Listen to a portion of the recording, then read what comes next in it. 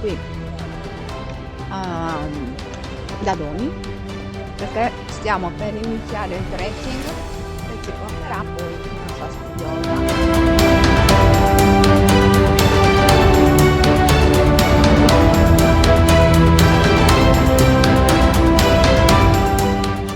Il trekking di Sastidiosa e Foresta Corongia è un mondo fiabesco che si apre davanti ai nostri occhi. Chi l'ha già fatto lo definisce escursione spettacolare e non descrivibile, il che è vero. Oltre alla cascata e scoprire alcuni balconi che si affacciano sul fiume Mendoza, raccontarvi questo bosco con le parole dei suoi abitanti, di chi questi boschi ha tagliato la legna, ha fatto il carbone e raccolto le ghiande per i propri animali. È un trekking lento che segue i sentieri delle capre con panorami impensabili, un trekking dove osservando il paesaggio si capisce la storia e la cultura delle genti della Barbagia.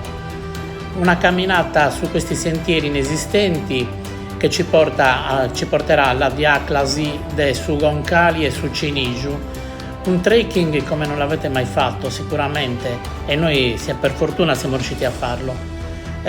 Punti di interesse sono su Campanili, su Roncali del Suginiju e chiaramente poi la sua maestà, cioè Sastidiosa.